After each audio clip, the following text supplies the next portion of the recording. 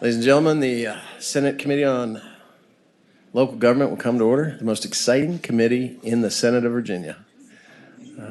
Clerk, please call the roll. I guess I'm here. You have a quorum, Mr. Chair. Thank you, sir. Make sure you put Senator McClellan and Senator Marsden down for tardy. We've got some housekeeping here first on the docket that we have before us.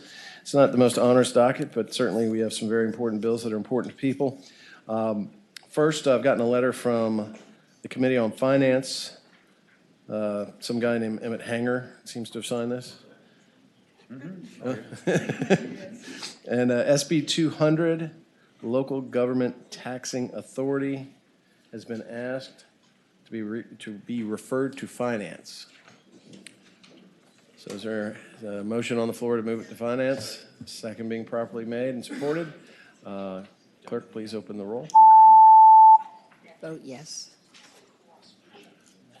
And close the roll. 12 ayes, 0 nays. 12 ayes, 0 nays. That bill, Senator Favola, is referred to Finance. We wish you all the luck. Thank you. Well, I owe you a solid, so if you need me to be there, I'll be there after today on the floor. Okay, the second letter is from Senator Wagner of Commerce and Labor. He's asking that Senate Bill 355 be re-referred. 355, he says, deals with natural gas service territories and certificates issued by the State Corporation Commission. He determines that these issues are more appropriately discussed in Commerce and Labor. Do I have a motion to refer Senate Bill 355 to Commerce and Labor? So moved. Second, Mr. Chairman. Motion being properly made and second and supported. Is there any discussion on the motion? Hearing none, all in favor, please say aye. Open the roll. Sorry. Gotta get used to this. And clerk can close the roll. 12 ayes, 0 nays. Okay, we've taken care of some business. So we can say that today's been a productive day. Let's first, ladies and gentlemen and members of the committee, I am always pleased when we can have Eldon James come and talk to us every year. They give a very important document right here, and I'd ask that it be passed out by the pages. Managing Growth and Development in Virginia, a review of the tools available to localities. This is a must-read. Absolutely. New York bestsellers list. And I hope you'll autograph my copy once you're finished with your presentation. I've already autographed Andrew's. Well, there you go. See? It's spreading like wildfire in this committee. So please, if you'll give a couple minutes to Mr. James, welcome to the Local Government Committee. Thank you, sir, again. Thank you very much, Mr. Chairman, and it's good to be back with you again. What we are bringing to you is commonly referred to as the toolkit. It is a resource that we share. We put it online. We share it with the whole Commonwealth. It's meant to give an easy-to-read and understand compendium of all the enabling legislation relative to land use in Virginia. The practice of planning in the Commonwealth can be traced all the way back to Jamestown. Some people would even say that sketch of the land uses inside the fort would represent the first planned unit development in Virginia. You had areas for industry. You had areas for residential. You had areas for public safety, all designated. You had areas for waste management.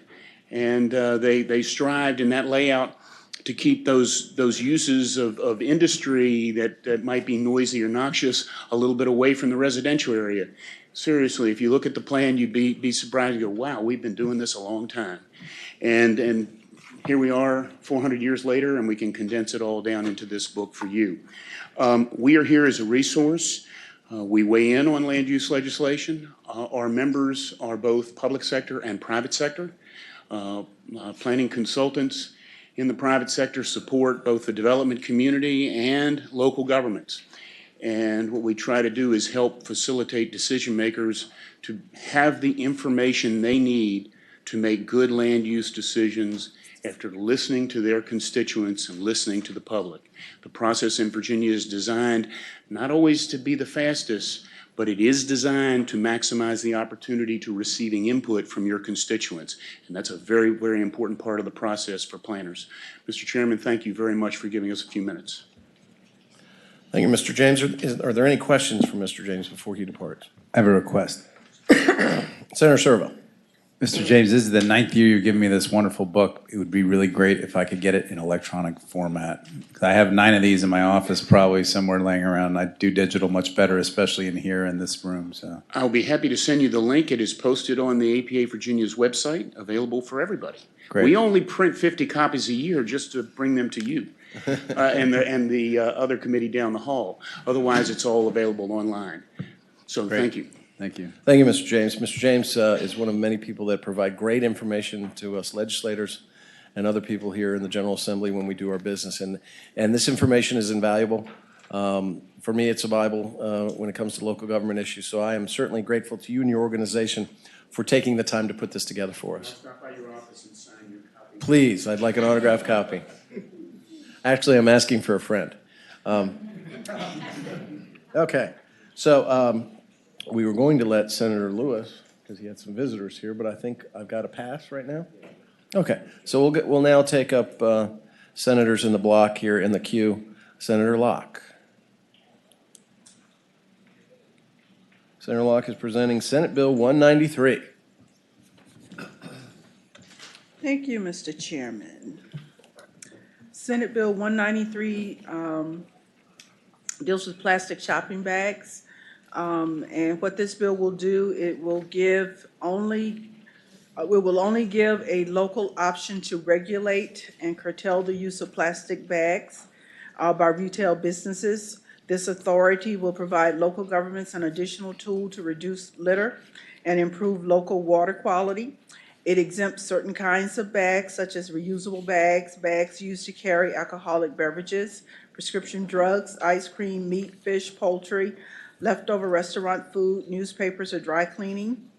And this comes at the request of the City of Hampton because plastic bags wreak havoc, particularly on the Commonwealth-sensitive coastal ecosystem in cities like Hampton. Errant plastic bags affect wildlife and cost tax dollars. The clogging of wastewater storm drains is seen very often and is exacerbated by plastic bags. Plastic bags can cause problems with city maintenance equipment, including lawnmowers. The plastic bags can get stuck in the equipment, causing jams, forcing the city to repair or replace this equipment.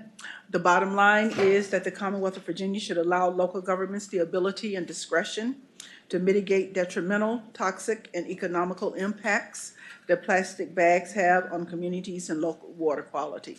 So that is the gist of the bill, Mr. Chairman. Thank you, Senator Locke. Are there any questions for the patron? Of course, reiterating again, this is the local option. Not every locality has to ban plastic bags. That is correct. And I remember back in the day, Senator Locke, I remember when paper bags were the way that you got your groceries. And then I thought plastic bags were to replace those so we could save the trees, but now those are bad. Hopefully we're all getting to cloth bags that are reusable. Is that where we're going? I hope so, sir. Okay, well, and I hope they don't ban them in mine because, I use them all the time. Clean up cat litter, that kind of stuff. So, any questions from that great statement on my part? Yeah. Mr. Chairman, I move to report. Senator Marsden, hold on, let's see. We have people here to speak. Hold on, Mr. Anxious over here. I'm glad that we're talking again. It means a lot. Anybody here in support of the bill?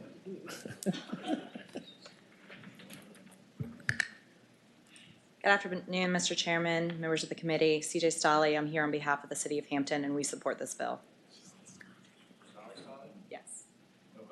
Stolley? Is there a familial relation here with Senator Donovan? Do you mind describing that potential conflict of interest? Ma'am, Senator Donovan? We'll know if she votes in favor of it.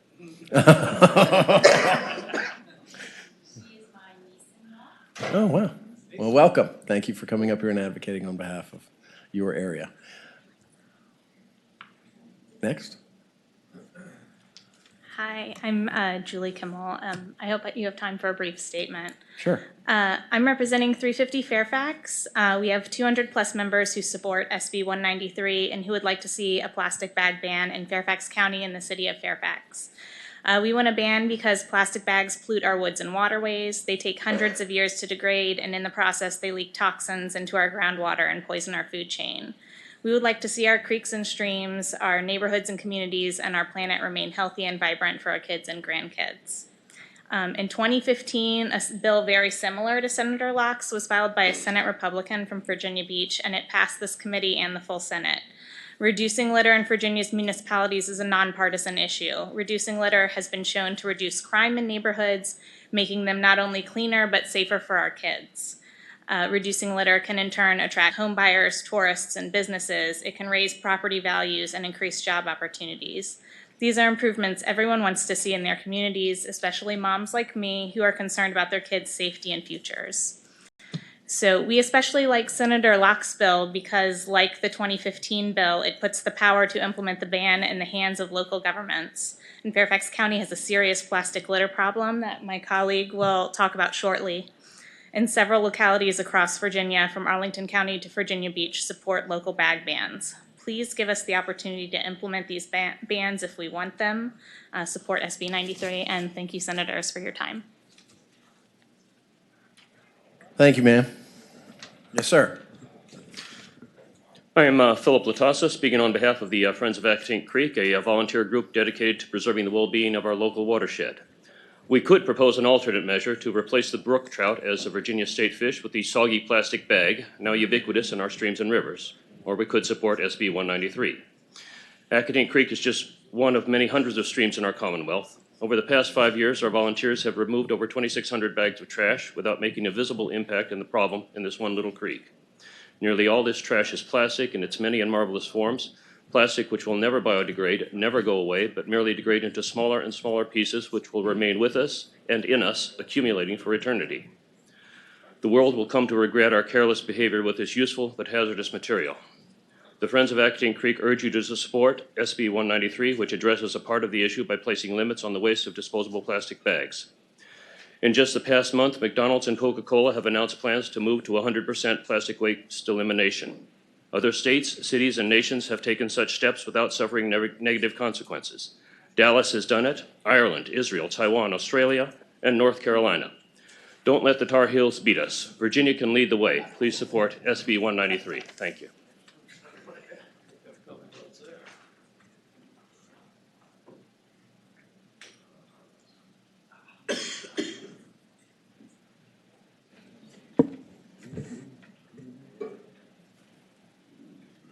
All right, anyone else who'd like to speak in support of this legislation? Anyone who would like to stand and state that they're opposed to this legislation? Oh, there we go.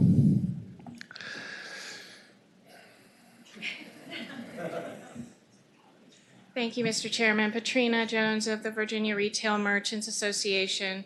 We oppose this legislation and also wanted to point out there's a great company in Winchester, Virginia called Trex, and they recycle plastic bags and they make deck parts out of it. And they're a great company. Thank you. Mr. Chairman, members of the committee, Kate Baker on behalf of the Virginia Retail Federation. We also oppose this legislation. Our membership has long promoted recycling of plastic bags, and we think it should be the business's choice on whether or not they provide them. Thank you, ma'am. Is there anyone else who'd like to speak on this measure? Senator Locke, would you like to close? I would, Mr. Chairman. I would just like to point out that this is local option and that in 2015, this exact same bill was proposed by Senator McWaters and passed this committee and passed the Senate. Yes, it did. Thank you. Mr. Chairman, I have a motion. Senator Favola. I move that we report the bill, Senate Bill 193. Motion has been made to report the bill with the proper second. Is there any discussion on that motion? Seeing none, clerk, open the roll, please.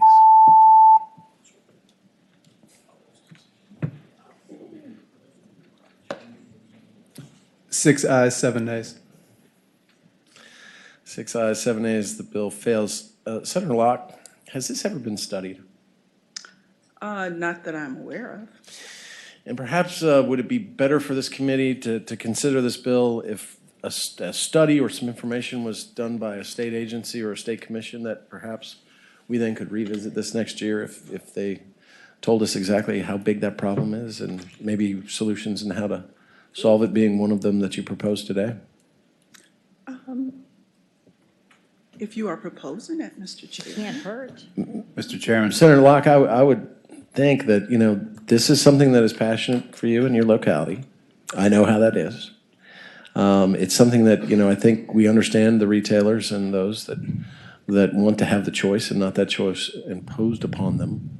But at the same time, really what you're trying to do, if I'm correct, is you're trying to really stop a polluting issue. I don't think there's anybody here who doesn't drive on a highway or a road and doesn't see one of those bags blowing in the wind in the trees. And flying into your windshield. Right. And so, I understand what you're trying to get here. So, I don't. Mr. Chairman, I'd like Mr. to make a motion, if that's the case, that we Senator Stepp. pass this by for the year and have the chairman send a letter to the appropriate state agency to study the impacts of this in the appropriate So we'd have to manner. unwind, I think, the vote to defeat the report. So whoever has voted on the prevailing side, such as you, would make that motion to reconsider the vote by which it failed to report.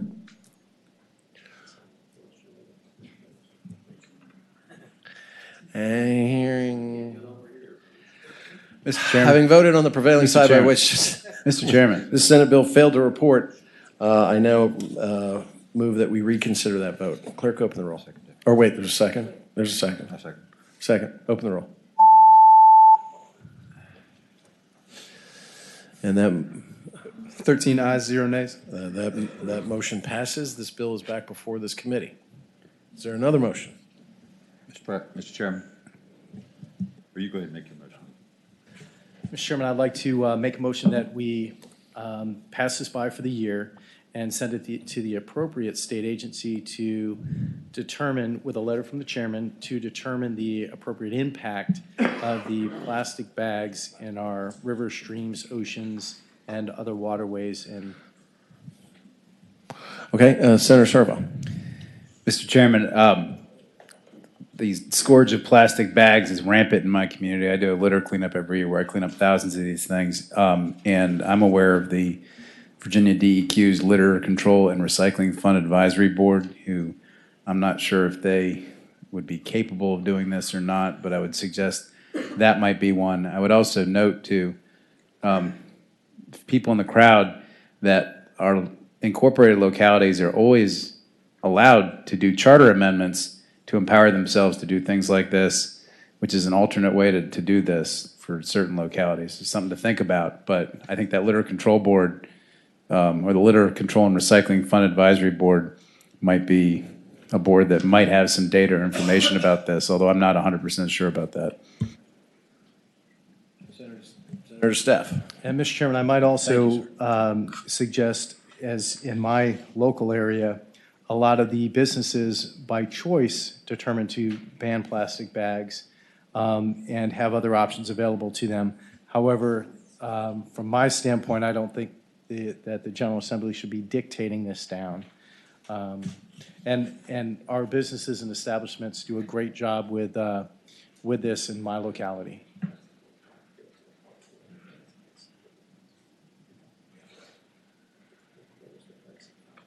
Okay, Senator Locke, we wish you no harm here. Is that something that you'd be willing to do? Because we'd certainly do that, and we'd follow up to make sure that they would study it. And then that way we have more information in front of us next year. That way the bill would not be killed this year. It would be carried over. That's the motion, and referred to the appropriate committee. I think Senator Servo is exactly right. Perhaps that might be the proper place for it to go. And I'll make sure that I send that letter out immediately and that you get a copy of it, and we will follow up with it if that's okay. Yes, that's fine, Mr. Chairman. And I would also like to say that this bill was not dictating anything. It was asking for a local option. No, and Senator, I can tell you that was the appealing part, which is, I think, look, I'm somebody that believes that local government can make a lot better choices than sometimes we do up here. Thank you. So, based on that, we have a motion on the floor. Is it supported by a second? Motion on the floor, properly supported by a second. Is there any discussion on that motion? Hearing none, clerk, open the roll.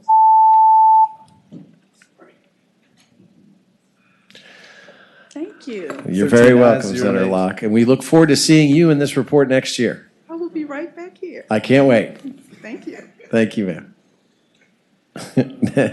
Next, we're just going to go a little bit out of turn. We're going to cut to the chase, if you don't mind. Every Thursday at 4 o'clock on your local AM radio station. Oh, it's now Fridays. Amanda Chase plays your favorite stacks of wax and interviews all the top politicians of the day. That's right, including Like Tommy Norman. Including you, Mr. Chairman. Oh, wait, this is being filmed, isn't it? We better stop. All right. Another Senator accomplishment Chase. by the Transparency Caucus.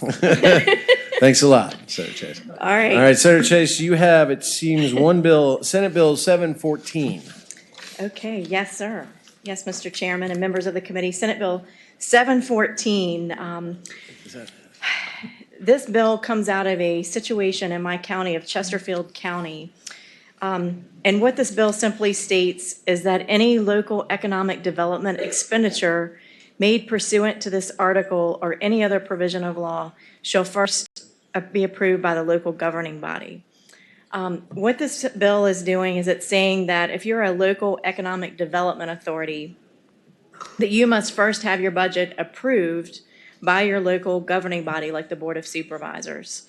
It's simple accountability and transparency. It's making sure that the Board of Supervisors, who is elected by the people, approves the budget of their local economic development authority. It provides that any local economic development expenditure shall be first approved by the local governing body. And while it seems logical that this should already be taking place in my county, it's not. And it's very concerning to the constituents in my district who brought this to my attention. We need to ensure that our local governing body is approving the budget for these economic development expenditures and that every penny of taxpayer money is accounted for and approved by those whom the people elect. Bureaucrats are not elected by the people and should not be allowed to dole out taxpayer money. We have granted them the authority to do this, but without ample oversight of how they are spending it. Should an economic authority be allowed to buy land, sell land, make a profit off the land, and reinvest without prior authorization from the local elected board? The taxpayers in my district say emphatically no. Unfortunately, that seems to be happening in our localities. It's thousands of dollars are being spent, and in one particular case, it was like $40,000, and the Board of Supervisors was not required to approve the expenditure. This practice must be stopped. In 1969, the legislature gave the localities the ability to create economic development authorities to promote and encourage economic growth and development. But in this situation, I think they're going too far. It's important that these economic development authorities be held accountable by those whom the taxpayers, the voters, elect at the local level. This bill ensures that those who we represent account for taxpayer money that is spent by economic development authorities. I join the taxpayers in my district, Mr. Chairman, who demand more transparency and more accountability. The intent of this bill is to do just that, more accountability and more transparency. And I have some letters here. I have a lot of people viewing online who weren't able to be here because they had to work. But the Bermuda Advocates for Responsible Development have sent you all probably buku letters, and I've got a letter here which I can give to you if you'd like to see it, but they're in support of this bill. And I just simply ask that you consider supporting this bill. Thank you, Senator Chase. And thank you for your advocacy on transparency. I'll mind my manners a little better up here. Is there anyone here that would like, first, are there any questions of the patron? I have a question, Mr. Chairman. Senator Favola. Thank you. Questions for the patron. The language reads, any local economic development expenditure, which, say, in jurisdictions, such as Arlington County, the local governing body approves a budget for the Economic Development Office. So under your language, does any expenditure by the Economic Development Office, does any expenditure fall under this, any local economic development expenditure? Because in theory, the office, their mission is economic development. Right. It So should, how do you differentiate? right. Well, it should be included in the budget, but we're finding out that in our county that that's not happening. Mr. Chairman, follow-up question? Revolt. Maybe the language needs to be tweaked a little bit. If the patron is really talking about any local economic development project, do you really mean projects where the Economic Development Office may be creating an incentive package? Is that what you mean? Actually, it pertains to any type of expenditure. I mean, there should be a budget in place that is approved, for instance, in this example, by the Board of Supervisors. And any additional monies as they go along should be approved by the Board of Supervisors. It's what's supposed to happen. And it's not necessarily the projects. I mean, there were specific examples that my constituents forwarded to me after doing multiple FOIA requests where there were expenditures, one in particular, it was $40,000 that was not in the budget and that was not approved by the Board of Supervisors. And I just was baffled by that. Mr. Chairman, final comment. Senator Favola. Well, I mean, economic development offices have a rather aggressive mission, you know, because jurisdictions Correct. want to build the economy within their boundaries. And so they sometimes have large budgets. I mean, a $40,000 expenditure out of, you know, I don't know, $5 or $10 million budget. Are you suggesting that something like that, if they wanted to buy extra pencils or extra notebooks, would have to go back up to the Board of Supervisors? By no means. That's a really good question. And a point I'd like to clarify is that items like that should be in the budget already.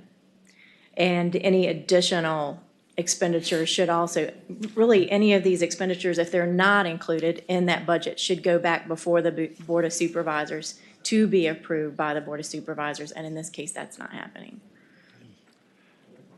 Mr. Chairman. Senator Hanger.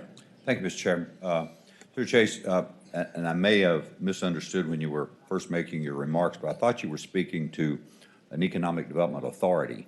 Was that what you're trying to get at, where you have an authority that's set up that's expending these funds? Right. Okay, Mr. Chairman, as I Senator read Hager. the bill, I don't believe the bill exactly speaks to authorities. Yeah, the bill doesn't exactly say that. I am open to any language that you all think would clarify. And Mr. Chairman, perhaps we could do that, but sometimes authorities, industrial development authorities, any type of authority, and I don't always agree with authorities because it basically puts some space between local government or state government and the entity that's exercising the ability to make decisions and spend money. Like the decision we made with, or in the process of transitioning ABC to an authority. Mm-hmm. Well, that has some positives and some negatives because it takes it a little bit away from our direct control. And so we may not be addressing the right section of code if you want to get at authorities, if it was an authority that was acting in an egregious manner. But Mr. I sure Chairman. have empathy for what you're trying to Sure. do. You know, and I would suggest, Senator Chase, that we have an excellent resource in local government, having served on local government, Senator Favola, that perhaps if you guys could collaborate a little bit, I'm more than willing to entertain a motion to pass this by for a week to give you a chance, because I think I know what you're trying to get at. And Right. I tend to agree with Senator Hanger's view on this, and I think, again, it's the people's money, so. Absolutely. Senator Donovan. Just a consideration while you're processing this. I'm perplexed because I'm wondering if the solution to the problem doesn't lie within the agreement that exists between the local government and whatever the development authority is. So in other words, in order for the Board of Supervisors to support that financially, there should be an agreement document that should delineate your points like budget and other things. I always hesitate to legislate for the entire state nuances that are maybe best managed between the two. So I could be totally wrong on that, but if you're looking at this to work it out, it just is worth considering, because that the solution may be much more local than statewide. Thank you, Mr. Chairman. I think the big concern that the constituents that have come to me with this particular issue is this. They basically are saying that they don't like these economic development authorities not having their budgets approved by the Board of Supervisors. They want the Board of Supervisors, the people they elect and put in there, to be accountable to them. And when we set up these authorities that are a step away from those who they elect to spend this money, it gives them great heartburn, because they see in this particular situation, because there is that degree of separation, there's some things that are going on that they feel are not transparent, and that the Economic Development Authority is not being held accountable, and it needs to go through the Board of Supervisors. And you're talking about mostly the Economic Development Authorities, not like HERTAC or transportation authorities like in Northern Correct. Virginia. So this would just pertain to mostly. Correct. Okay. Senator Marsden, you're in the queue requesting to speak. Yes, thank you. One other thing you might consider with this week of reflection is that you've put here any expenditure.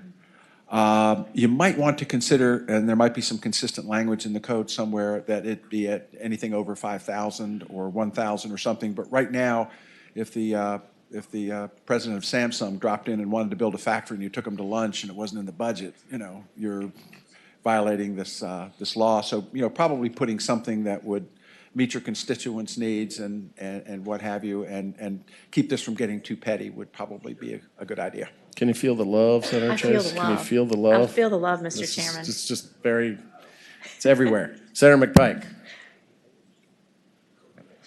I think there's been enough discussions. I have the same concerns as Senator Donovan on some of the context. There's many different localities that have created these authorities. There's certain agreements in place. We're trying to dictate, really is the power of the purse string, and what you dictate. We do it on our state budget with fairly precise levels of effort, and I think the authority is still within the local governing body to hold folks accountable with those agreements. And so I'm interested to see what comes back next week, and so move that we pass it by for the week.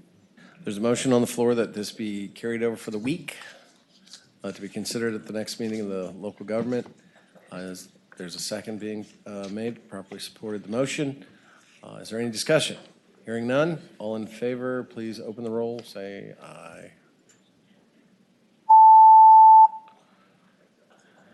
And clerk, close the roll.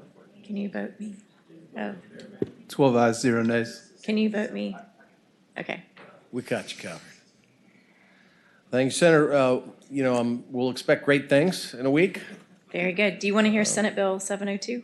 I didn't know that we had. Licensure exemptions, private We are preschool. not, we do not have that on today's docket. Okay. So you don't even have to worry about it. Well, good. Thank you. Well, for Thank this you week. very much. All right, thank you. All right, we're going to go to the queue.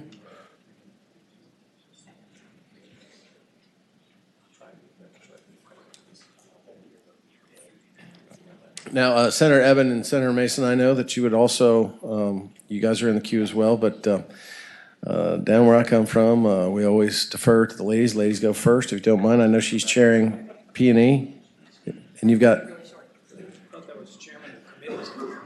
And she always promises she'll just talk for a second, I swear. I'm actually a hologram. I'm chairing P&E right now. I'm going to make this very quick. I have Senate Bill 594, and hopefully this will only take a minute. 594 is a charter bill, ladies and gentlemen. It's a charter bill, and I am here trying to correct the unintended consequence of a well-meaning tax cut that, by virtue of a technical issue in the charter, has created great havoc in Middleburg. And effectively what happened was, when the town of Middleburg passed a tax cut and abolished the motor vehicle tax, in the process they abolished unintentionally, they did not mean to do this, they abolished the business personal property tax. They continued to assess it, didn't realize that they had made that error, have had to return it, and they desperately need to make that correction in the charter. And we have people who have traveled here to speak to it. If you will give them a moment to say a few words, and then hopefully it will not be complicated or controversial, and you all will pass the bill. Are there any questions of the patron? Seeing none. Anyone who would like to speak in favor of this bill? Mr. Chairman, thank you. Members of the committee. My name is Bridget Littleton. I'm on the Middleburg Town Council. Senator Vogel said it perfectly. That's exactly what happened. It was an unintended consequence of a very well-meaning tax cut over 2 decades ago. The intent here is to correct this, and it is unanimously supported by the entire Town Council of Middleburg and our mayor and our town. So we, urge you all to support this request. Can people in Middleburg afford this, really? Can they? It's tough. It's kind very, of very tough, tough. isn't It's it? very tough. We're squeaking by. Okay, good. Any questions of this witness? Mr. Chairman. Yes, Senator Studer. Just out of curiosity, why 2 decades and this year is the year to fix it? We had several prior town attorneys who just didn't see it. We brought on a new town attorney who was very detail-oriented, picked up the discrepancy and said, hey, we got to fix this problem. It's a conflict with the law. So it's very, very good legal work by our town attorney. The answer is they didn't catch it. Exactly. Simple answer. The answer is they didn't catch it, and when they did, it was a big oops moment, and that's why I'm here. Senator Marsden is proposing that we revoke the charter entirely, let you start over, but then turn you back over to Loudoun County. And that would So, create is there a more second? hardship for my colleagues here, who I apologize profusely for Is there a trespassing second? on your time. Is there a second to Marsden's motion? No, wow, that didn't have a second. All Mr. right. Chairman. Thank God. Wait, Senator Favola, yes. I'm just going to move that we report out 594. Thank you, sir. Well, if there's anybody else who'd like to speak in support of this? Anyone who would like to speak against this motion? Question of the patron? Absolutely. So, Senator Donovan.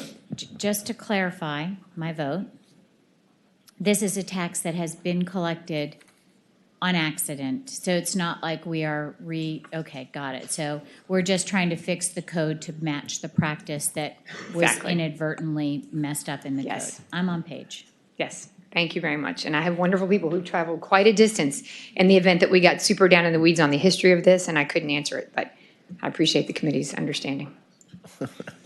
All right, there's a motion, I believe, to report, and a second I heard as well. Is there any discussion on this non-tax bill, tax bill? Right, that's a non-tax tax bill. Non-tax Thank bill, you, tax Mr. bill. Chair. Mr. Chairman. Yes. Senator Steff. I'm going to support this one, but I wish Virginia Beach would have made this mistake 20 years ago when I was still in city council, because I would have done everything I could to keep it in place. So with that said, I will definitely support you on this, but reluctantly.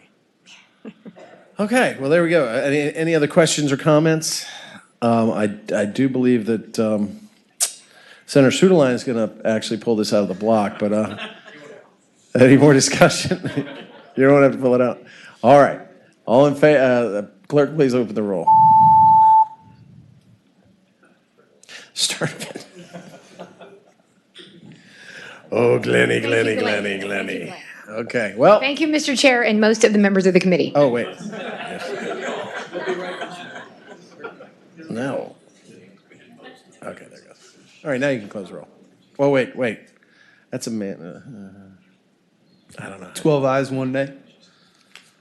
Oh, she's a yes. Okay. Very good. 12-1, the bill reports to the full Senate. All right, next, guys, your buddy over here really wants to go. Linwood Lewis. He's got people that have traveled a long way and then got to get back for a town council or city council meeting? All right, and he has agreed, and Marsden heard, that he will pay you each $20 for your time. Or a Starbucks card in that amount. Second. He said Starbucks card. Starbucks, yes.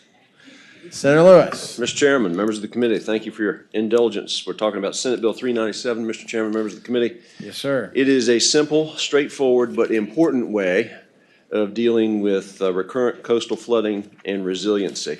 I think it was driven home to all of us this last year when Moody's referenced the way we deal with, or in a proactive way, the issue of recurrent flooding and resiliency in its renewal of our bond rating. All eyes are sort of upon us now, and they want to see how seriously we're going to deal with this as a Commonwealth.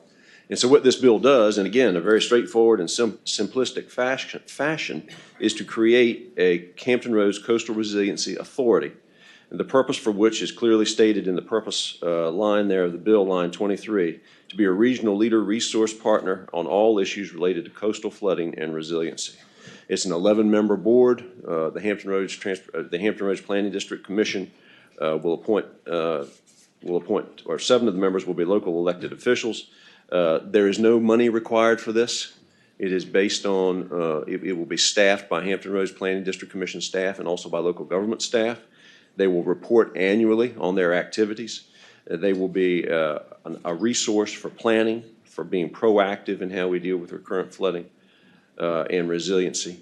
There's going to come a time when there's going to be another chunk of federal money out there, whether it's through some massive infrastructure bill or whether it's through, God forbid, the inevitable next Sandy. And we need to have a regional approach. We need to have a well thought out approach, and we need to have projects in mind and in queue when that happens. And that's what this authority is going to do. And again, it also lays down, I think, a significant marker to the world in watching us and how we are dealing proactively with recurrent flooding and with resiliency. So that's the bill in a nutshell, Mr. Chairman. There are a number of folks from the Hampton Roads area who've traveled up here to speak in favor of this bill. And Thank you, Senator Lewis. Are there any questions of the patron? Hearing none. Oh, Senator DeSteph. I've got a couple, if I may, Mr. You almost Chairman. got away with that, Senator Lewis. Almost. And Mr. Chairman, Senator Lewis, we talk about in 15.25931, 2, the authority has legal counsel, may retain legal counsel, and then the authority in 4, seek and approve loans to solicit, so they can seek and approve loans, solicit donations, grants, and other funding from the Commonwealth or the federal government. If they're going to be approving loans, I'm trying to understand that we're trying to set this up. It doesn't look like we're trying to have this as another level of government. So can you walk me through this? Is this authority going to be another level of government? How are they going to have the authority to get loans? This is modeled after the HR TAC in its approach to, as opposed to transportation's approach to coastal flooding and resiliency. And this does enable them, if funds become available, to be a conduit for those funds, whether it's, again, through federal disaster funds post a second Sandy, or also just some massive infrastructure bill. But if I may, how are they going to pay for legal counsel, and are they going to get loans to operate? And basically the organization, the HR TAC actually had a funding stream that came with it. This That's doesn't correct. have a funding stream that comes with it. So how are they going to obtain legal counsel? Are they going to get, I don't understand. Explain to me the financial side of this, because it's not clear here. We're giving it the authority, but we're not giving it the money. That's right, Mr. Chairman, Senator DeSteph, and it won't happen unless they're given the money, I guess is the simple answer.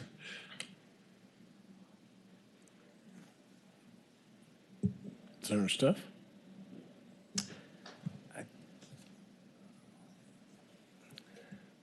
I'm going to have to think about this, Mr. Chairman. Well, while you're thinking about it, would anybody like to talk about the bill? But do so in a hushed voice so Senator Steph can have quiet time to think. I'm just kidding. Yes, ma'am. Welcome. Chairman Stanley, good afternoon. Senator Lewis, members of the committee, thank you for the opportunity to speak to you today in support of SB 397. My name is Ann Phillips. I'm a retired surface warfare officer. I drove and commanded ships for the United States Navy for 31 years. And my experience in resilience, extreme weather, and coastal flooding impact on national security stem from my tours of duty around the world and here in Hampton Roads, including the amphibious force response to Hurricane Sandy. It also stems from my work since retiring, chairing the infrastructure working group for the Hampton Roads Intergovernmental Sea Level Rise Pilot Planning Project, which completed in 2016. Now, I'm a member of the advisory board for the Center for Climate and Security and the board of directors for RISE Resilience Collaborative in Hampton Roads. I'm invested in Hampton Roads. I believe in the Hampton Roads Coastal Resiliency Authority as it establishes vital leadership across the whole of government and community for the region. It is essential for the future economic development, employment growth, and resiliency of the region, and our region is critical to the Commonwealth and our national security. As many of you are aware, the challenge of coastal resiliency is particularly acute in Hampton Roads. We are a region on the front lines of recurrent flooding impact, which now results in increasing flooding and disruption for bases and surrounding communities. We have the 5th largest container port in the United States, the largest coal export point on the East Coast, and our port, your port, makes significant contribution to the economy of Virginia in growing, creating new jobs and economic opportunities. We also have the largest concentration of federal presence outside of Washington, D.C. 16 major bases, the largest naval base in the world, many unique one-of-a-kind facilities, including the only aircraft carrier construction facility, the only aircraft carrier refueling facility, one of only 2 submarine construction facilities, and a large ship repair industry critical to the combat readiness of the fleet. Recurrent flooding and extreme weather impact all of the national security and economic assets in Hampton Roads, and they impact the civilian community that lives and works throughout the region. I spoke of the Intergovernmental Pilot Project, conducted by over 200 regional professionals with participation at the federal, state, and local level.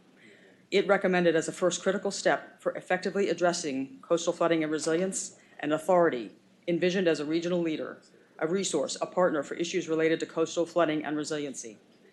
The bill before you implements that recommendation from the pilot project and is also consistent with similar regional organizations in New Orleans, South Florida, San Francisco, and the Netherlands. While the cities in the region rightly work to understand and implement their own solutions, as they should, the need for regional collaboration for a challenge of this magnitude is clear and immediate. This bill, the Hampton Roads Coastal Resiliency Authority Bill, establishes this critical leadership for this region at a time when infrastructure resilience and our national security are more important than ever. Virginia has a responsibility to prepare ourselves, our regions, and our Commonwealth, and we have no time to lose on this issue. Thank you for the opportunity to offer this testimony.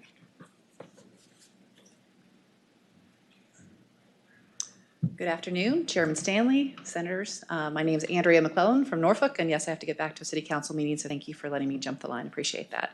Last year rather, I had the opportunity to go on a trip sponsored by the European Union to talk about water management. In that trip, I had the opportunity to go to Rotterdam in the Netherlands and talk about flooding and adaptation and mitigation efforts there. And one of the things that I learned was the idea of water councils that are created in the Netherlands. It's one of the most oldest forms of government there, and it is basically a regional council comprised of elected officials that deals with the planning and the funding dealing with the issue of water and water management. I think that's something that's critical to the Commonwealth. The Hampton Roads region would definitely benefit from this. This does not supplant the need for a secretariat level position that would deal with the state, but this would just be one of the first pilots for a regional effort that I would see would happen along the coast of Virginia. This, as pointed out, does not cost the Commonwealth anything to set up this authority. I think that if nothing is done, though, there is a potential future cost to the Commonwealth in the form of concern about economic activity, bond rating, and our national security and military readiness. So, thank you. Thank you for coming, and thank you for serving. And please give the mayor our warmest regards. He probably does, he's forgotten all about us, but we haven't forgot about him. Mayor Alexander. He's a good guy. Hello, sir. Hello, Mr. Chairman, Senators. My name is Bob Crum. I'm the Executive Director of the Hampton Roads Planning District Commission. We represent the 17 local governments in the Hampton Roads region. I need to stress that the HRPDC has not taken a position on this specific bill. We would, however, like to compliment the Senator for raising the elevation of this discussion. As you're aware, and as you've heard from the previous presenters, sea level rise, coastal resiliency is a critical economic challenge for our region and for the Commonwealth. In Hampton Roads, we're a real case experience of where creating a regional authority, HR TAC, as the Senator mentioned, allowed us to address and move transportation projects forward that have been languishing for 30 years. And at long last, because of the leadership of the General Assembly to form HR TAC, we are moving transportation projects. We believe the same type of thing can happen around sea level rise. Creating the authority combined with creation of the Coastal Resiliency Secretary position, we think are an important step forward. Two items that we would present for consideration on behalf of the Planning District Commission very quickly. There would be a need to have resources to fund the authority, and we would need funding to actually implement projects, as Senator Steph indicated. But we think formation of the authority is the first small step forward. So, Mr. Chairman, thank you. Thank you, sir. Anybody else? Anybody opposed to this? Chairman, I have a question for the patron. Sure. Senator Favola. Thank you. Senator Lewis, is this authority the result of a study or a commission that looked at perhaps strategies for improving? This is something that's been discussed at a regional level for some time, Senator Favola. Follow-up question, Mr. Chairman? Senator Favola. Senator Lewis, I know I served on Governor McAuliffe's, he called it the Environment and Resiliency Commission. It was sort of a continuation of what Governor Kane had started. I remember that there was something like this that was a recommendation that came out of that report. Can you enlighten me any further? Are you familiar with the connection? Okay. No, don't know. All right. So, follow-up question, Mr. Chairman. Senator Favola. This would be a regional body. Where would the local governments raise dollars to fund this authority? They would be staffed by the HRPDC and by the local governments initially. The idea is to provide, the initial stages is to provide a forum for discussion, for regional discussions, for approaches, for prioritizing and discussing projects if and when funding of any significance becomes available. Do you follow-up question, Mr. Chairman? Do you believe that the state, at some point, you'll be asking for state dollars? They could well. Yeah. They could well. The federal grants. Thank you. Thank you. I've got a couple questions myself in looking over this last night and then reading again. It says that the membership shall be the Hampton Roads Planning District Commission, and that's all localities that make up that Planning District Commission. Mm-hmm. How many localities are there? 17, I think. 17, Bob. 17. So that's county, cities, and towns? Mm-hmm. And when you come and present this bill, I mean, are you in a position to say all 17 are rocking and ready to go on this bill, brother? Rock solid on it. I have not taken a poll of all 17. I think the city of Norfolk and Virginia Beach have taken a position on it, I believe. Okay. I don't know if the city of Norfolk is. Okay, well, They have not. No position. no position. Mm-hmm. What would happen if one of the 17 localities said they didn't want to be a part of it? I guess they wouldn't be a part of it. Mr. Chairman, if I may. I'm on a roll here. Hold on. Okay. No, I'm just kidding. Senator DeStaff. Mr. Chairman, the way this is written, and I've pulsed 3 of the localities while we're standing here, and they do not support this. They support the cabinet level position, but they don't support this. But it says Which we right considered here. before, right? That's correct. Under Separate one of your bills, right? 15-5933 dissolution, this basically says that each member has to support this, and in order to withdraw, the authority has to dissolve. So there is what no authority do you mean? choice. The authority we're talking here, it's again, let me Oh, go to the PDF. The Line Hampton Roads 70. Coastal Resiliency Authority, not the Hampton Roads Planning Correct. District Not Commission. no, but in order to, so we're forcing them to be involved in this. However, we're not allowing them to get out unless the whole authority is dissolved. And I've got some concerns with that, especially after hearing back from 3 of the jurisdictions that they don't support this. Senator Out of Lewis, the 17, now I've not had a chance to pulse all 17. I've only heard back from 3 while I've been. I would just be curious, Senator DeStaff, which 3 were they? I'll go offline and talk to you about that, but one of them is mine. Just curious. Well, I only represent one of the 3. So, and I'll say mine does not support this. They City of support Virginia the Beach does not support it? not. They support the secretariat position, but they don't support this. And we heard Norfolk doesn't have a position. So if we're going to jam somebody into this, Mr. Chairman, this is just me, I think we should have all 17 in agreement, especially when Good luck we with that. write it this way. This is And what I Mr. love Chairman, about it. want Mr. to Chairman, do members it, of the Mr. committee. Chairman, I think they This can is do it what without the legislation. conflict and the excitement of local government is just. Mr. Chairman, members This is of the why I committee. love this committee. I know it's hard for the committee, but this did not spring from my forehead. Really? This is an idea that's been bandied about regionally for quite some time, and I think the idea that we're going to wait for all 17 to come together on this, Senator DeStef, is fanciful. But if we want Moody's to weigh in next year with a more stern warning about how we're approaching this issue, then we can certainly go ahead and continue to ignore it. Okay, any further questions of the patron? Senator Marsden. Thank you. Is it possible to work the language of this bill so that it becomes operative if and when all 17 sign on, so that you have the vehicle in place and that it becomes operative when you get them all? I'm sure that's possible, Senator Marsden, but again, I don't think you're ever going to get all 17 localities to agree to anything.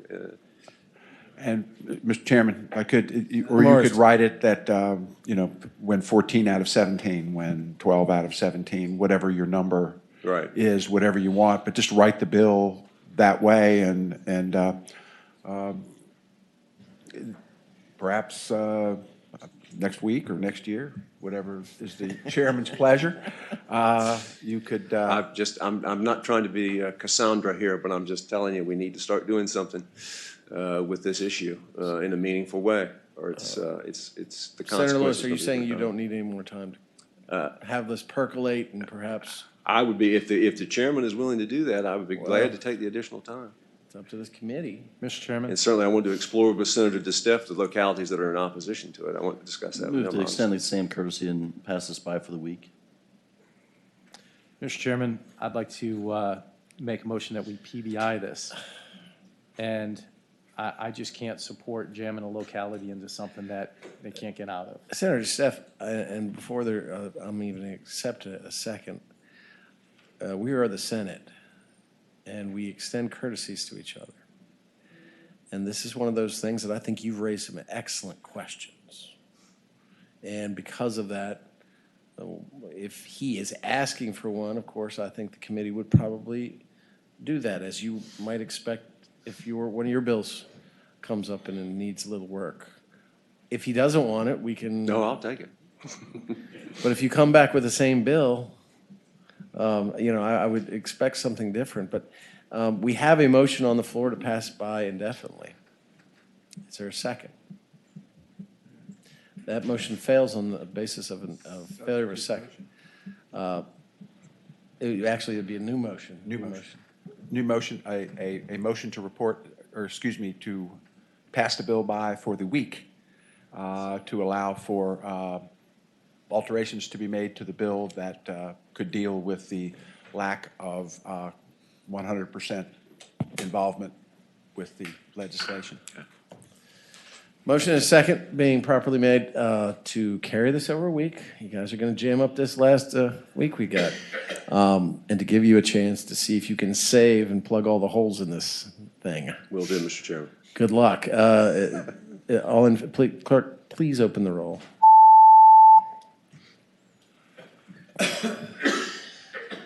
And please close the roll. Thank you, Mr. Chairman. Senator Lewis, your own committee has granted you a reprieve Thank and you, has sir. shown grace Local under the government fraternity. circumstances. That's right. Thank you. That's why we're the best. Thank you. All right, well, that was an exercise in futility. I hope you understand. Let's just give you a week. Hey.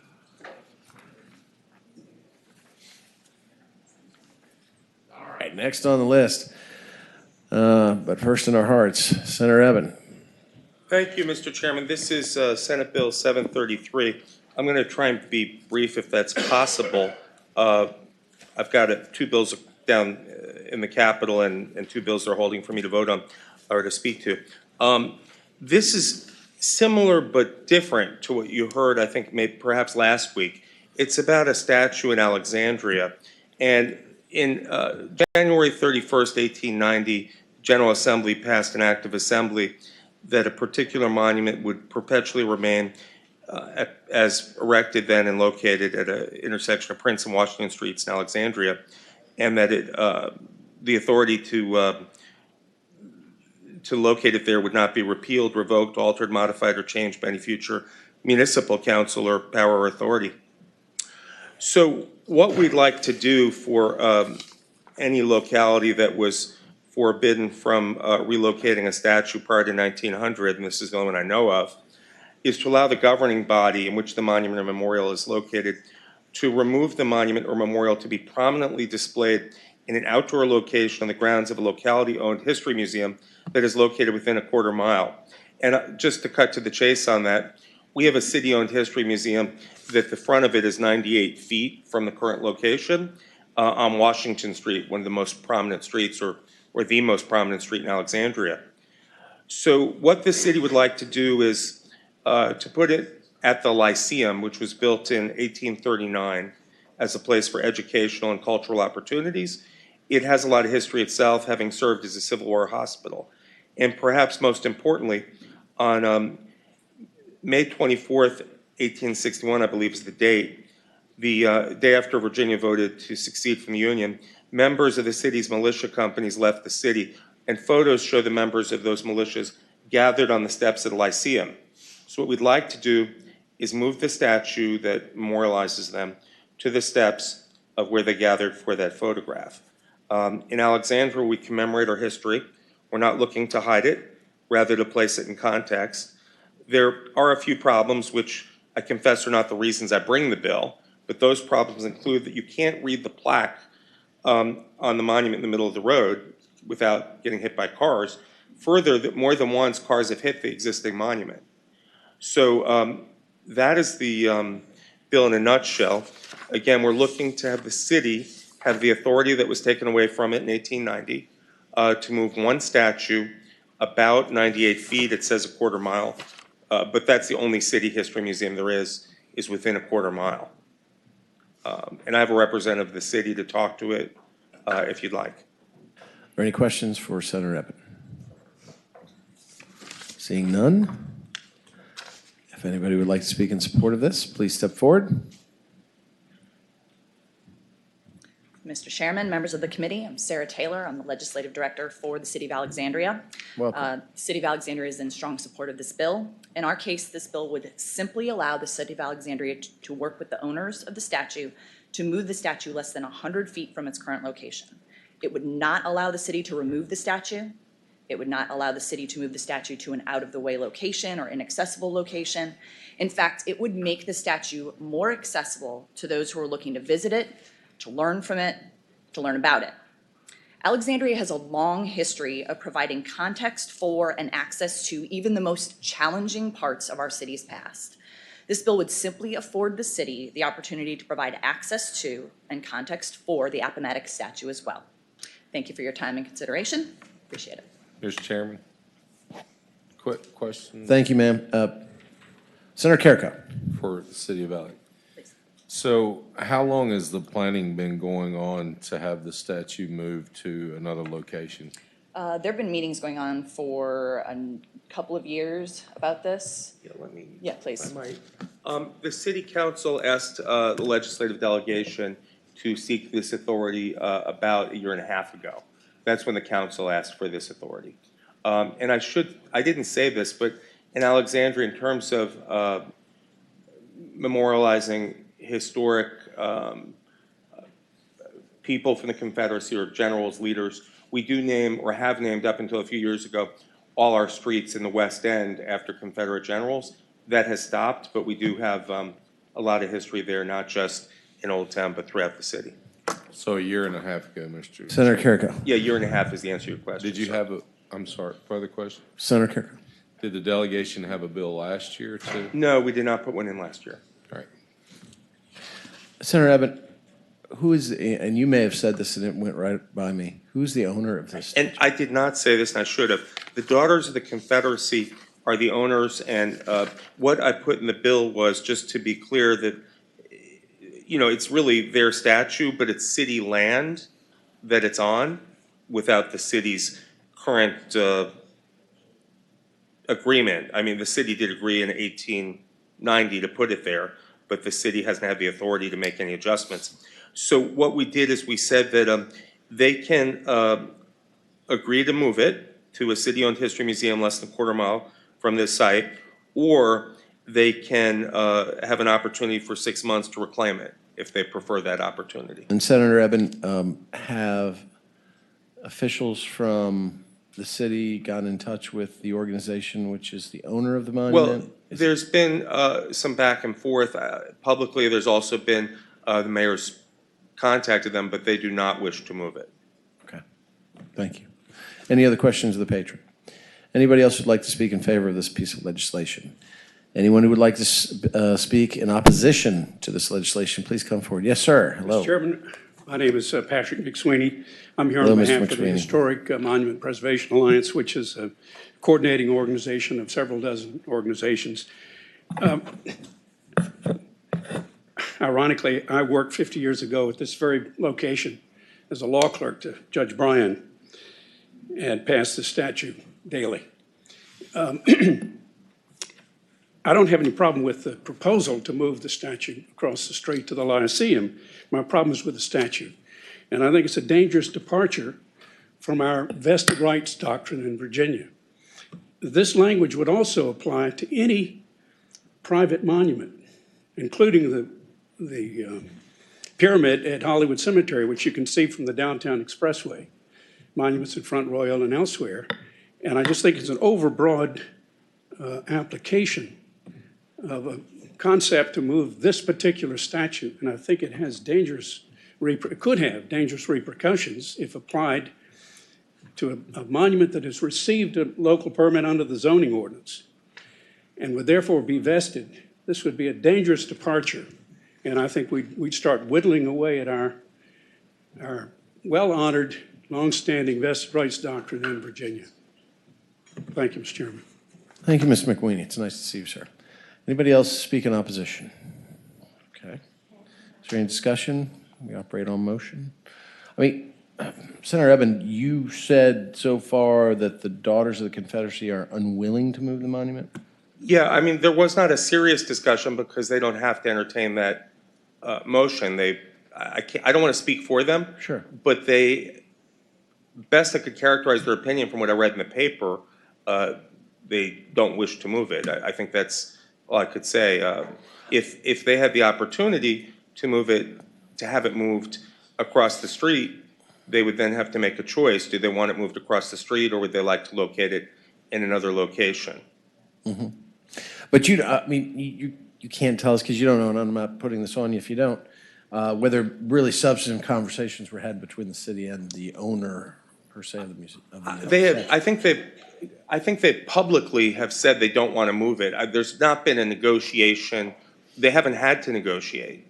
And, I'm not, it's just been their choice to say we like it the way it is. Okay. But even so, even if they wanted to negotiate, it really is not allowed under Virginia Acts of Assembly for them to allow it to be moved. But they're not here to support this bill. Right. And, I think I know what's about to happen. But if the last speaker's concern is one that the committee shares, I'd be willing to narrow this, to prior to January 31st, 1890, or somehow Acts of Assembly as passed January 1990. But we're not aware of any others that fall into this context. Can you assure this committee that the date change would not include any other monument? I have not read all the Acts of Assembly prior to 1890, so I could not. Perhaps we could have staff read them all by next meeting. All right, this committee, thank you, Senator Eben. Thank you for your presentation, sir. Sure. We appreciate it greatly. This committee operates on motions. Mr. Chairman, I'm going to move that we report the bill. I think Senator Eben has crafted something that's as narrow as it can be crafted while still addressing the issue that the residents of Alexandria are facing. And again, I want to remind you that this monument would only be moved within, is it 100? Well, it says a quarter mile. It Quarter could be mile. narrow, but the actual site is 98 feet from it, 100 feet. about 98 feet. I would have made it narrower, but when I wrote the bill, I figured a quarter mile was safe. I mean, this is really about finding a better place, perhaps more area for greater markings, or putting the statute in context. This is not about eradicating our history ignoring completely the value of the statute. So I think this is a very reasonable approach. Thank you, Senator Vavola. There's a motion being made, or having been made, to report this bill. Is there a second? Second being made to report Senate Bill 733. Are there any discussions? Hearing none, clerk, open the roll.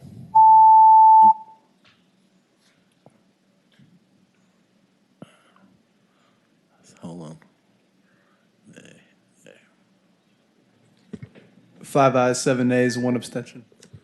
5 ayes, 7 nays, 1 abstention. The bill fails to report. Thank you. Thank you, Mr. Chairman. Thank you, Senator Evans. Thank you for coming.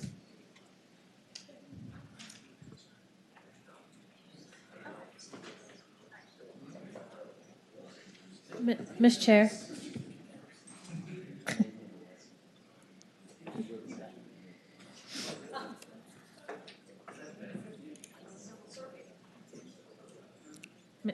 Ms. Chair.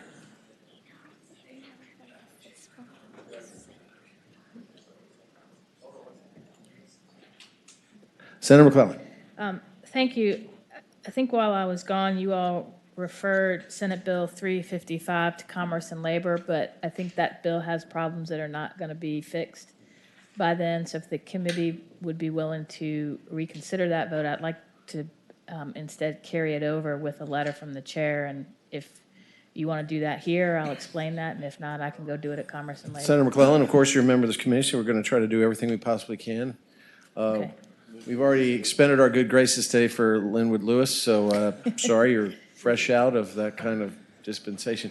Okay, can you tell us why? Yes. And where you want that letter to go? So I would like a letter to the City of Richmond and Columbia Natural Gas. What the bill tried to do was clarify the boundaries of the City of Richmond's service territory for its gas utility. They could not reach agreement on the language of the bill and address all of the concerns. I brought this bill last year at the request of the city. I struck it last year because the city and Columbia Gas agreed to talk. Those discussions did not happen, and I have reason to believe that that one of those two parties did not make efforts to talk, because I don't know if they didn't think we were serious or what. But I think they would be more likely to talk if they received a letter from the chair of either this committee or Commerce and Labor saying that we need to do something to clarify the service territory of the City of Richmond in a way that does not create competition between a municipal-owned gas company and a public investor-owned gas company, and that we're serious. We want them to talk and address this issue over the next year. So we can either do that here, or if you think a letter would be better from Senator Wagner, I'm happy to do it there too. Well, Senator McClellan, what is your preference? And we'll try to accommodate you. I find the senator from Franklin to be way more persuasive. Mr. Chairman. Yeah. Senator Steff. I would like to make the motion of what Senator McClellan is requesting, because I think a letter. Well, first, hold on, in this kids. We got to incident- unwind the matter. We voted to refer this to Commerce and Labor. We did not report it out. We just Voting on voted to the, refer. I'd like to reconsider it, voting on the. Motion being made that having voted on the previous side, that the vote by which this was referred to Commerce and Labor be reconsidered. Is there a second? Second being heard and properly made. Is there any discussion? Hearing none, clerk, open the roll.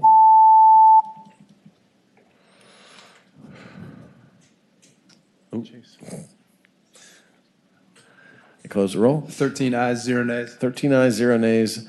This bill is back before the committee. Now. Ms. Chair, if it's appropriate, I would move that the bill be carried over with a letter from the chair of the local government committee to ask the City of Richmond and Columbia Natural Gas to discuss how we can clarify the boundaries of the city's gas service territory in a way that does not create problems for Columbia Natural Gas, who serves the adjoining territory. Did you get all that, clerks? I'd be happy to write it. That'd be great. Okay. That'd be great. We'd love to help. Motion being properly made that this bill be carried over for the year to be considered next year by this committee with a letter sent by this chairman to exactly as she said. And the second being made by Senator DeSteph. Is there any discussion? Hearing none, clerk, please open the roll.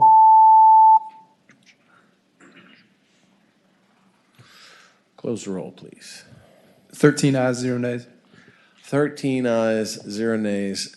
This is carried over for the year. Thank you. With the letter, and we thank you. And you didn't want to mess with those mean old people in Commerce and Labor anyway. All right, let's see. We had Senator Mason. Senator Mason. Okay, all right. So let's kind of go through, and I'm just going to go down the list. Senator Favola, 187.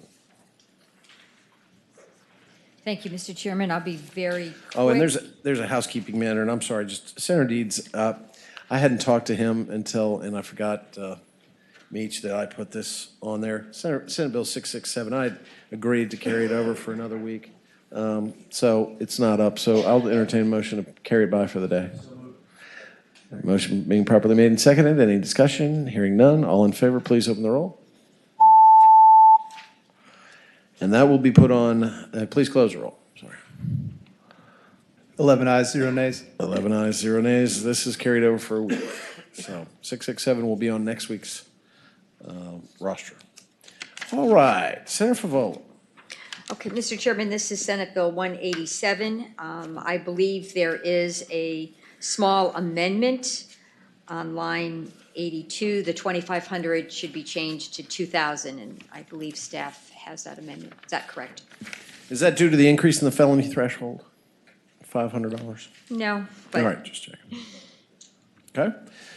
We have an amendment. Do you want to report the And line amendment? 88 as well. That is correct, so. DB? Mr. Chairman, as she said, on line 82, we'll strike out $2,500 and insert $2,000. And the same thing will happen on line 88. Strike out $2,500 and insert $2,000. Okay. You've heard are there any questions about the amendments? We need to put them in proper form in this bill. Is there a motion to adopt the amendments? Motion being properly made to move the amendments and a second being properly supported. Is there any discussion? All in favor signify by saying aye. Aye.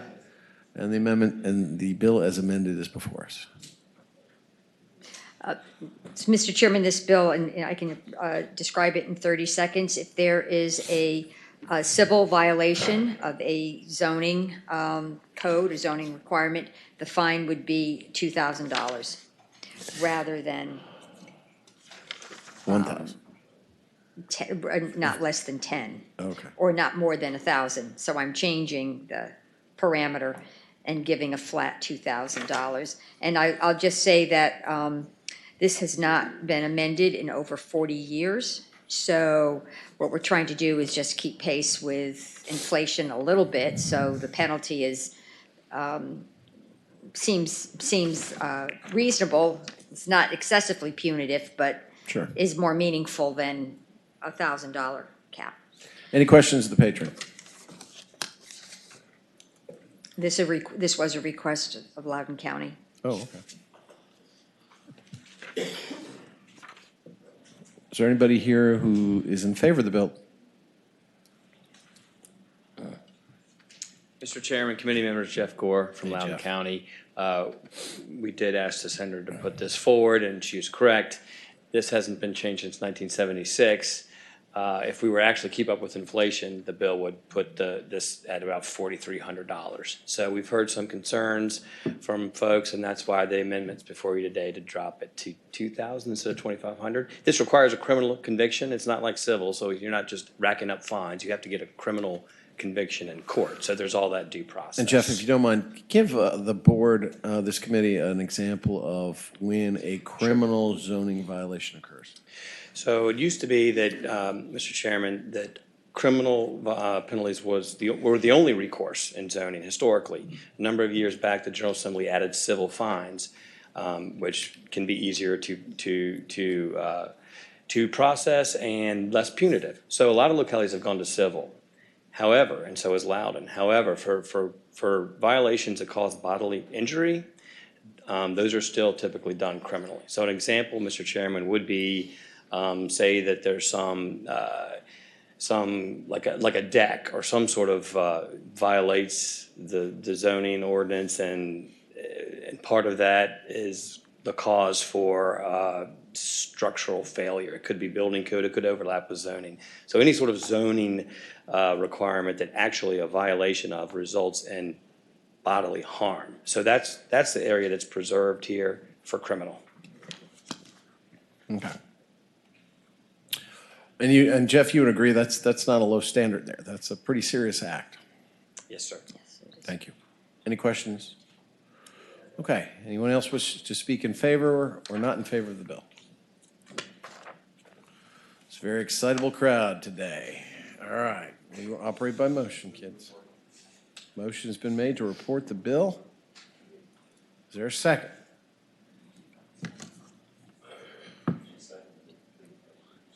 That is like a dead area, I know.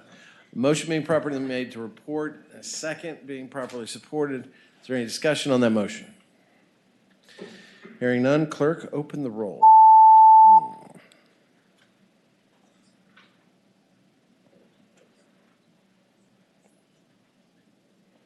You voted yellow, Ms. Jones. I don't know why. 11 ayes, 2 nays. 11-2, this bill reports. No. No.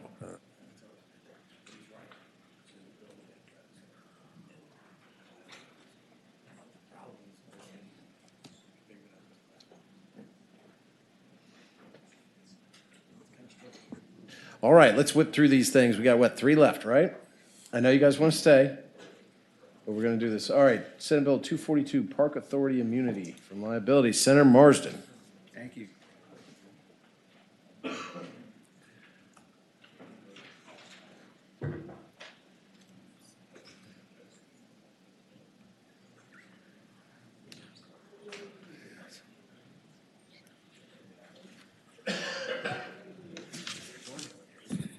All right. Senator Marsden, we're going to ask you to kick it up a little bit because, it's kind of dead in here. So if you can just put a little spring in your presentation, we'd appreciate it. All right, Mr. Chairman, this passed through this committee. With more feeling, sir, please. More feeling? More feeling. This passed overwhelmingly in this committee last year, 10-2. Ran into a little technical snag in another body pretending to be a legislative authority down the hall. And this is an attempt to fix that and move this on. What this legislation grants park authorities the same protection from liability in civil actions that cities, counties, and towns currently have for their parks. One reason Virginia citizens have access to so many great parks and recreational amenities is that Virginia has an excellent recreational liability law that has been a model for many other states. Case law has viewed park authorities as being covered already by 15.2/1809. There have been at least 2 cases that support park authorities that have been decided in circuit courts here in Virginia. And the purpose of this legislation is to clarify the state code so it's consistent with case law. Codifying this case law will encourage the efficiency of regional cooperation. And what we've done, I have an amendment to the bill. I'd like the clerk, if he could, to report. Okay, we have an amendment to this bill. Mr. Chairman, just one line amendment on line 22. After et sec, insert comma, provided that such park authorities exercise only the powers granted by section 15.2-5704. And Mr. Chairman, if I might explain, that Please, sir. relieves Thank you. some consternation that we were granting immunity to a park authority who may change its nature and do things outside of traditional park authority kinds of things. Is this called the Survell Amendment? Is this the Survell Amendment? This is the Habib Amendment, which is the same thing, Mr. Chairman. No, it's not. Oh, I beg to differ. But, brother. That's for you. So, okay, we have the bill before us. The amendment is being tendered, but I don't believe we've adopted. Do I have a motion? Motion to move the amendment has been made and a second properly formed. Is there any discussion? All in favor signify by saying aye. Aye. All opposed, same sign. And the amendment, the bill as amended is before the Senate Bill 242. You done? I am done, sir. I ask that we commit this fine bill to the Senate. Or cast it out on a flaming ship like a Viking death, right? That has happened to me in the past. Yes. See, I was just trying to perk it up for you there a little bit. All right, is there any questions of Patron? Is there anybody who'd like to speak in favor of this bill, like somebody from the Park Authority or somebody from Fairfax? Good afternoon, Mr. Chairman. Good Chris afternoon. Costa with Fairfax County. We support the bill. Okay, great. Thank you. Anybody else want to speak in support? Anybody opposed to this bill? Like somebody got beat up by Smokey the Bear? Anybody from? All right. Motion being properly made to report. Is there a second? Second being made. Is there any discussion on that motion? Mr. Chairman. There we go. Senator Servell. Thank you. Speaking to the Yeah, I'm bill. sorry, Senator Habib. Thank you for the correction. Speaking to the bill. Senator Servell. I think I voted against this last time. I think I talked with the senator from Western Fairfax about this last time. We give out, I say it every year, we give out immunity in this joint like chiclets. And there's consequences for that. And I'm currently in the middle of, I shouldn't say in the middle of, I guess I kind of am, litigating a case involving a local park, which currently enjoys the existing immunity in the statute that we're trying to statutorily extend, where a family received a couple of very significant brain injuries due to activities that the authority elected to permit to occur on their premises. The Northern Virginia Regional Park Authority has a wave pool, they got water slides, they've got a 48-mile-long bike trail that I use all the time that is enjoyed by thousands of people. And while I recognize that many judges in my local judicial circuit believe this statute extends to them, I don't agree with them. And I'm not sure the cases have been correctly decided, nor I'm not sure whether they were appealed to the Supreme Court or not. Mr. Costa probably knows, but I don't like giving out immunity. I think there are too many things that can happen and people that can get hurt, and we give this stuff out left and right thinking it doesn't mean anything. And it often results in a lot of people being hurt through no fault of their own, not being able to recover, and having to get their health care from the government for the rest of their life because, we thought that it was good to just give out immunity. So that's why I still oppose the bill. Thank you, Senator Servell. Any other comments? Mr. Chairman. Senator McPike. To Senator Servell's comments, granting immunity does not negate a local government or any other authority's responsibility to act on something that's been notified to that authority to correct. Is that correct, Senator Servell? Wouldn't that apply in these circumstances as well? Senator Servell.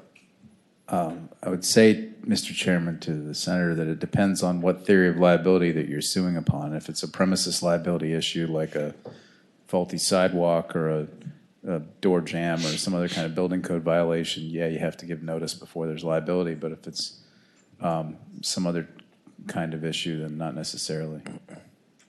Depends on the liability theory. Any further? You guys want to continue? Can we hug it out?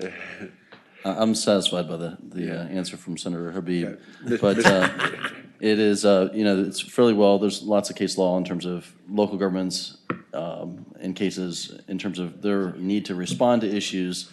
This just simply extends to the park authority. Therefore, I'm supporting the bill. Okay.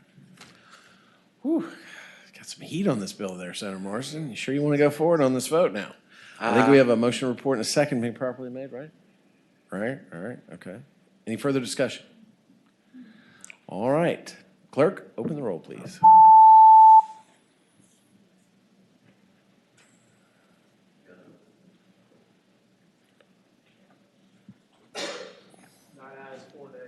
9 ayes, 4 nays. The bill reports. Senator Morrison, congratulations.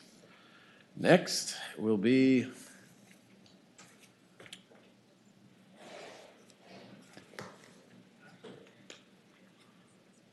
Senator Lewis. Exciting charter bills.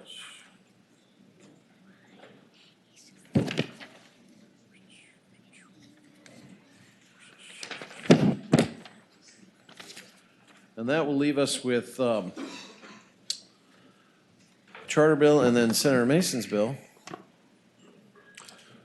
which tries to interfere with our abilities to use decoration in our front yards.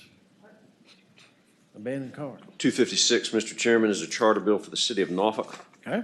Proposes 3 changes to the charter, Mr. Chairman, members of the committee. The charter calls for the election of a city clerk, a city attorney, a city auditor, and a high constable. The change is simply to state that these positions are appointed rather than elected. It also removes the requirement that appointments are done by voice vote and states that the appointments are recorded. Second change, it removes the requirement that ordinances be published after final passage. No other cities in the region are required to do this, and the Virginia pilot is not objecting to this change. So the Virginia Press Association likewise is not objecting. The current cost of this requirement is over $16,000 per year. Required action prior to passage of an ordinance is defined in state code and is not part of the charter. There are no changes to that process. And third, the change removes redundant language. The city does not need the language to fight and extinguish fires. You'll see that begins on, I think, line 57 of the bill. The authority is granted in the charter in section 218, which remains in effect. So simple, straightforward, and uncontroversial, Mr. Chairman. All right, thank you, Senator Lewis. Is there anyone else, or anybody have any questions for Senator Lewis? Anyone want to speak in favor of the bill? Senator Mason, do you want to speak in favor of the bill? Yes, ma'am. Please step forward and state your name. Thelma Drake with the City of Norfolk, and certainly Norfolk supports the bill and be happy to answer any questions. Thank you, Ms. Drake. It's always good to see you and have you at this committee. Anyone else want to speak in favor? Anyone want to speak opposed to the bill?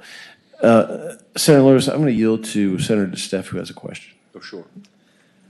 Senator Lewis, if I may, Mr. Chairman, Senator Lewis. He wants to know if the other 13 localities support this. If every member of City Council signed up. That'd be Yes. 17, but I wasn't going to ask that question. My question is, the position of High Constable is an honorary position, but it opens up another special set of funds that otherwise are not accessible. And I believe if we do this, then the city of Norfolk would receive an additional $400,000, if I'm not mistaken, similar to what Virginia Beach does. So, and that's paid for by the state, so it may have a financial impact. No, Thelma, they would not? No, Mr. Chairman, Senator, we're already doing this within the City of Norfolk. The only change that takes place is we do appoint these officials, but what we're changing from the charter is the word elect and doing a voice vote. So they'll just automatically be appointed by our manager. Senator Seth. So we're doing it with an agreement with the sheriff. The sheriff is our high constable, just like in Virginia Beach. Okay, but is, Mr. Chairman, if I may. Senator Seth. Mr. Chairman, Thelma, or Ms. Drake, Congresswoman, delegate, one of my heroes. So today, does the city of Norfolk have a high constable? Yes, and it's our sheriff. Your sheriff. So they already have access to this fund? Well, I don't know specifically about the fund, but we're not changing anything with funding because today they elect these positions in a voice vote. And the only change in the charter is to say we actually appoint them and we don't need the voice vote. Okay. That's answers only my question, change. Mr. Chairman. Thank you very much. That satisfies your issue? Okay. So, Senator Steff, let me ask you a question. Do you think this now does not need financial consideration?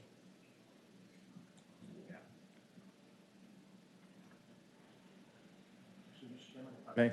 Senator Steff. Can I ask council if appointing a high constable instead of electing a high constable, is there a difference between the two? Would this access those funds or not? passed it on to finance. Mr. Chairman, I'm not aware of any difference between those two.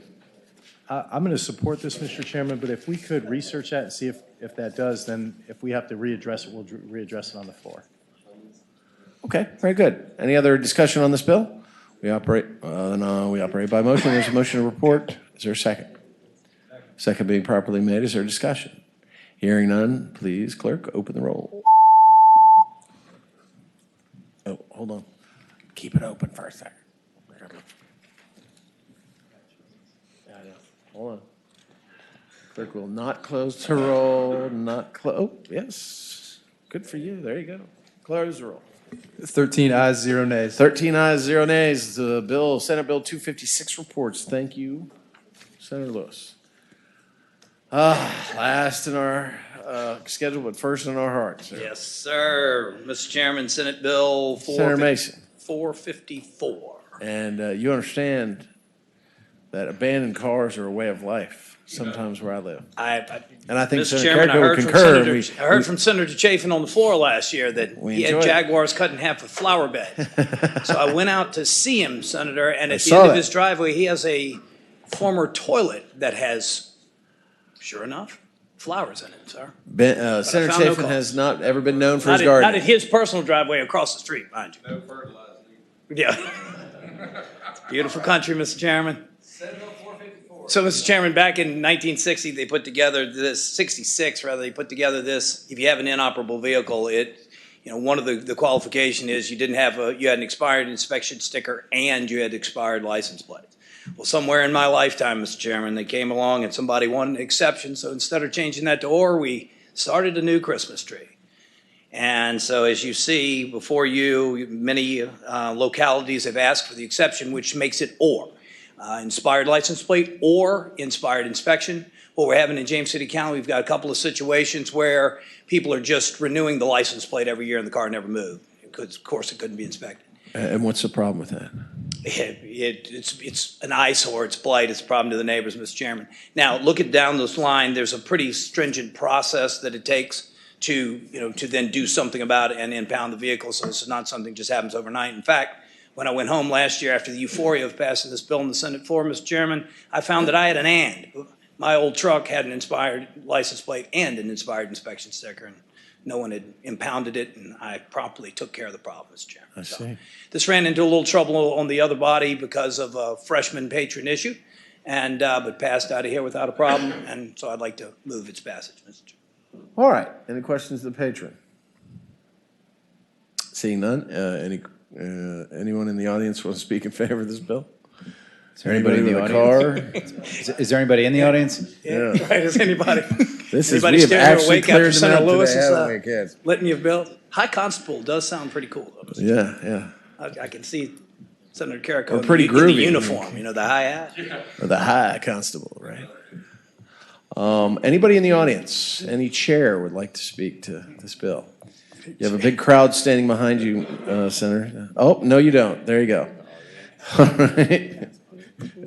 Anything further about this bill? Our local member of the media followed me back across the street, Mr. Chairman. It's riveting. The pilot had the Virginia Pilot. No, Daily Press. Daily Press. Sorry.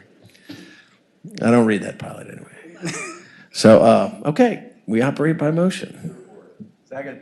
Motion to report has been made and properly seconded. Is there any discussion? Take your time. Seeing none, the clerk will open the roll.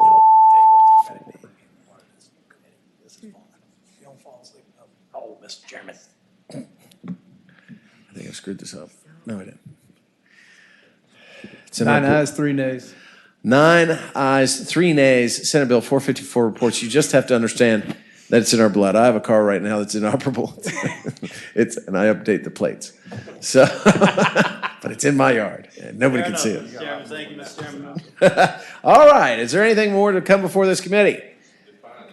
All right. I'd like to identify the pages if you'll stand up and say your names because, you all cycle through and you're a new group here.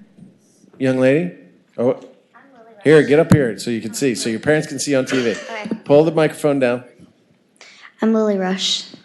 A rush, huh? Yes, sir. Like related to a delegate rush? Yes, sir. Oh. Where are you from? Christiansburg. Oh, welcome. Congratulations on being a page. You guys are great. Yes, sir. I'm Thaddeus Martin. Thaddeus, where are you from, sir? I'm from Goochland. All right, very good. Any relation to the Martins in Goochland? Thank you guys for all the work you do, and thank you for keeping a head count and making sure that we knew there was a quorum. So if there's no further business, the committee shall rise.